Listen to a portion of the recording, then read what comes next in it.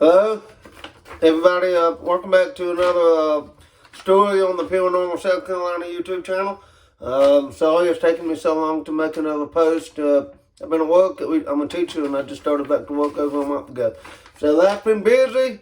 I've been getting things ready for work, but I am back, and I have a really good story I want to share with you today. This story came in. I want to say it's been on 5 years or more, maybe between 5 to 8 years ago. But I put on an ad in the Kiwi Courier paper, and just asking about stories of the vanishing hitchhiker of Highway 107 up in northern Oconee County. So I got this letter in response. Ashton Hester, the guy who put the ad in there for me, he emailed me one day, and he said, I had a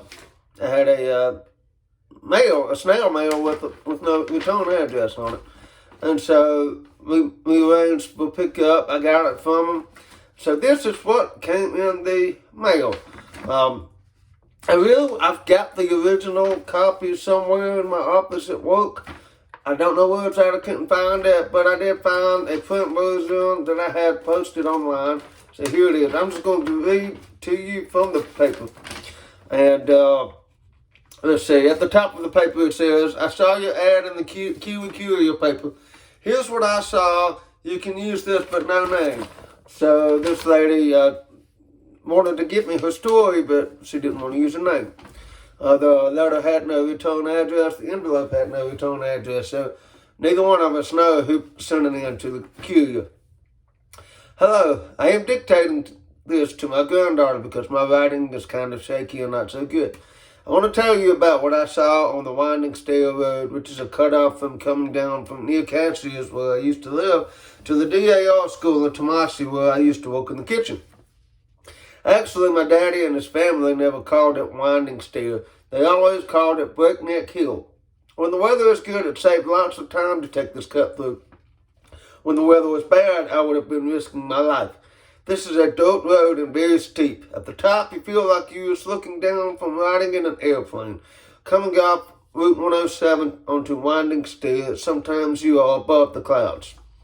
It was one of those days when if I had time, I would have tossed a coin. But being optimistic temperament, I selected to go down Winding Stairs. It wasn't long before I felt this queasy feeling knowing that I had made the wrong choice. I should have stayed on the main road and come to Highway 11 near the gas station that everybody calls Jake's in Salem. Jake's real name is Loco Mart. I was running late, so I chose to take the Winding Stairs road, telling myself that it wasn't really all that foggy. It was about 6:30 on an early March morning when I was about 1/4 of the way down the Winding Stairs. There were many hairpin turns. I was talking to myself and calling myself ignorant and ninny for choosing this shortcut because this heavy fog had surrounded my little Dodge Neon. Also, my car was sliding and the road was slicky and the weather was taking a change for much colder. My car was covered up in fog, and the only choice I had was to put the car in park and stay put until the fog lifted. That was when I had the scare of my life. There was a loud bang on the back of my car. I was thinking, this is it. You're going to die. Another car is coming up behind me in the fog, and it's going to push me into the treetops, and I will catapult through the air and down the mountain. Then there was a knock at the window. I looked, and it was this young man in a gray coat. He had a backpack, and this is what I thought. He was a hitchhiker. Well, I was pretty scared, not expecting a soul to be around. The next part is not so clear. He told me, although it seems that the words had no sound to them, that he was going to get right in front of my car. I was going to drive really slow and follow him. The visibility was very bad, but I could see this man waiting for me to start the car. I kept my foot on the brake and the gas so that I could go slow. I would say I followed the hitchhiker with the backpack about 1/4 of a mile. Then he turned around and he held his hand up for me to stop. It was then I noticed the glint of gold buttons on the front of his jacket. I am scared of this stranger, though I knew I should have gotten out and thanked him. I didn't.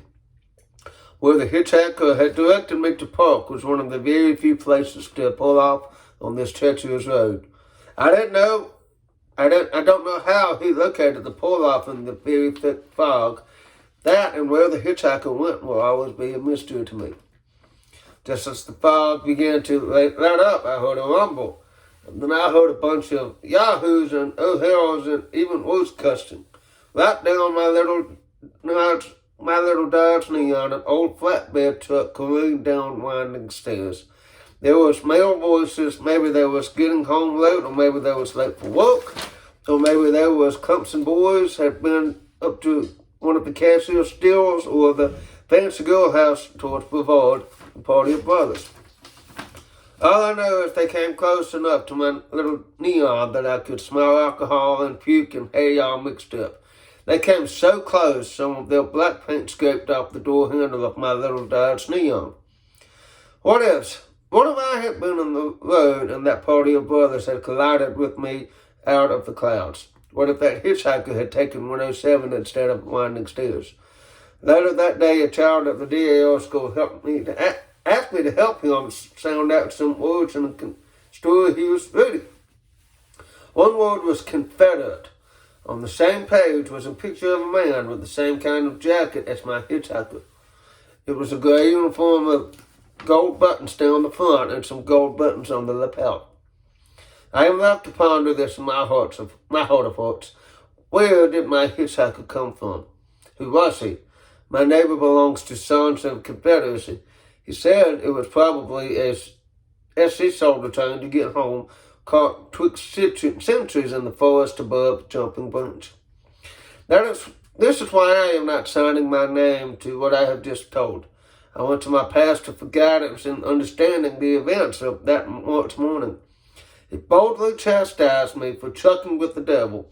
He said not to think of this incident no more. He said for me to just keep reading the Bible and not dabble in supernatural. Well, I did not search out for this hitchhiker who led me off of the icy road. To me, this man was no devil. He was kind and probably saved my life. But that pastor has put a fear into me about what happened. Although I don't see no evil, only a blessing in what the hitchhiker has done, I don't want the pastor and my faith community to think that I am dabbling in the dark arts, which I did not dabble. Nice young hitchhiker shot me out. And I have also posted this under the files of the Paranormal South Carolina group, so you can read the letter. You can read the letter as she wrote it, word for word. And I'm telling you, this is an old lady. This is a long time ago, several decades ago, and just by the way that she wrote this letter, you could tell that she was very convinced and very convicted of her story for her to have her granddaughter type it out and send it to me. So what I always try to do with these stories that people send me, I try to debunk everything. I've had my own situations happen. You've watched my videos. I don't believe in ghosts. I never will believe in ghosts. But there are just some things that happen that I can't explain. So I try to debunk everything that comes my way and try to prove that a certain location or place is not haunted or this didn't happen. I try to come up with good explanations, good logical explanations for why scary things seem to happen. And sometimes, when I can't come up with an explanation, a place or an event is just paranormal. It's just out of the norm. It can't be explained. So I got this letter, and I started thinking about this letter probably a couple of weeks ago. It just came up into my mind. I was thinking, find the letter. I want to read the letter. I want to go up to the road. I want to go to Winding Stairs Road and drive it and see what facts in this letter match up with what I see on the road. So I get out. I go up the road. I actually went up the road Sunday night. I started out at the bottom of Jumping Branch Road. I rode all the way to the top to Highway 107. And in this letter, She said that this is a dirt road, very steep. At the top, you feel like you are looking down from riding in an airplane, coming off of Route 107 onto winding stairs. Sometimes you are above the clouds. That's all true. If you, I went in from the bottom. It was a steady climb all the way up the mountain. So if I had started up at the top, I really would have felt like I was looking down from riding in an airplane, because it is so steep. And even with the foliage on the trees now, you can still see the steep cliffs to the side of the road. You can see how high you are. And there were points in that road where I could see the tops of the mountains around me. I knew I was very high. Now, at certain areas of that road, the turns are hairpin turns. It is very narrow. It is tight. There are some straightaways. So I wanted to ride the road, just kind of get my eyes on that road and see if what I saw on the road could match up with what she was saying. And it was wasn't strange. Like I didn't feel spooked out, or I didn't feel scared or anything. But I can certainly see if I was driving, at nighttime or before the sun came up, especially in a big thick fog, I could see that it would be very scary. I did not like some of the hairpin turns. I was in a small car. If I was in a big truck, I wouldn't take that road I wouldn't take that road if I had to. But I was in a small car. Some of those turns were still pretty steep and pretty tight. Not only that, but on one side, you're looking down a mountain. So if you get too far up to the side of the road, you're going down that mountain. People might not find you. It is that isolated. It is that sparsely populated. The entire time, I don't know how long that road is. It's a few miles at least. I saw one truck. That was it. Hardly anybody there. So go back and go to the group. Look up this letter. Look at the wording that this lady wrote. Used to write with. She had a granddaughter transcribe it, but you can just tell that it's an older lady. It was at an older time, several decades ago. And so I really enjoyed reading it. After reading the story and going up to the road, riding the road myself, I could definitely see how something like this happened. I can't explain it. I mean, maybe it was a guardian angel. Maybe there was a hitchhiker, and that hitchhiker just slipped out before she was able to thank him. But it was very strange, and especially if you remember me reading back.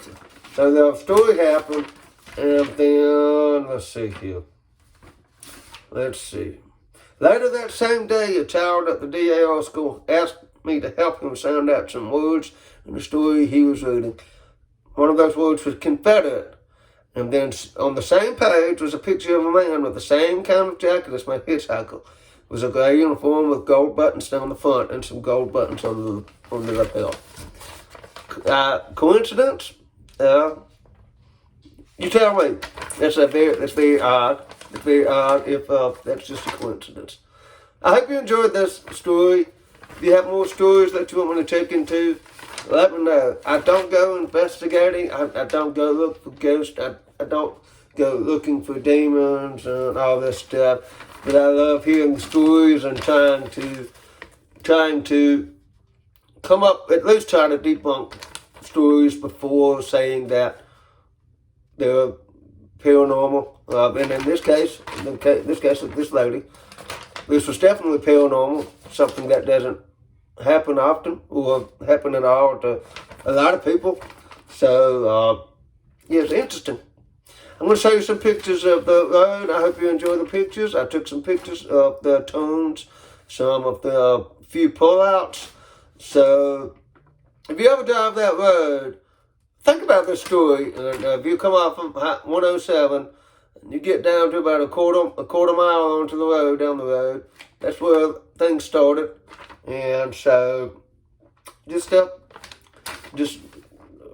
try it out and see. Maybe you'll run into the Hitchhiker again. If you enjoyed this story, hit the subscribe button if you want to get updates on more stories to come. I've already been thinking about one that I want to share with people about my time as a student pastor at a local Baptist church. So if you want to get the stories, subscribe, join the channel. Thank you for your time. I hope you enjoyed it.